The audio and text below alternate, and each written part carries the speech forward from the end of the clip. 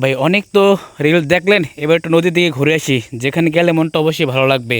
দিনটি ছিল কুরবানি ঈদের ঠিক 3 দিন পরে। আমাদের উদ্দেশ্য নদীতে গোসল করতে যাওয়া। তো যেই ভাবনা সেই গাছ, আমরা বাইক নিয়ে আমাদের গ্রামের রাস্তা দিয়ে বাইক স্টার্ট শুরু করলাম। আমরা চলতে চলতে আমাদের উদ্দেশ্য হচ্ছে নদীর দিকে যাওয়া। তো এই রাস্তাটা কিন্তু খুবই সুন্দর, এটা হচ্ছে কি হাজিরহাটগামী একটা রাস্তা। তো আমরা এই যে দেখতে দেখতে চলে আসি নদীর কাছাকাছি। দেখতে পাচ্ছি নদীটা কিন্তু খুব শান্ত, এবং নদীর পাশে কিছু গরু ঘাস খাচ্ছে, এবং দূরে কিছু নৌকা বেরোনো আছে। এই নৌকাগুলো কিন্তু মাছ ধরে, অর্থাৎ নদীর গভীরে গিয়ে মাছ ধরে।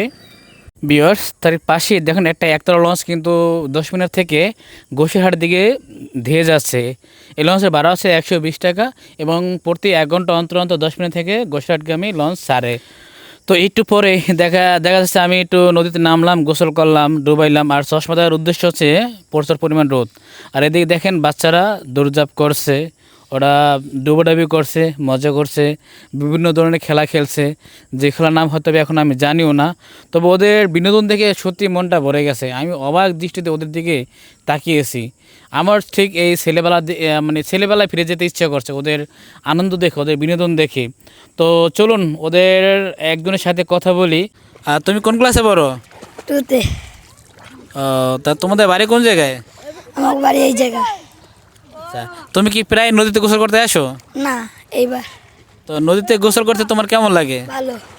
কেমন লাগছে আমার মিনি ব্লগটি? সবাই কমেন্টস করে জানাবেন। আর ধন্যবাদ সবাইকে এই ভিডিও দেখার জন্য। আসসালামু আলাইকুম।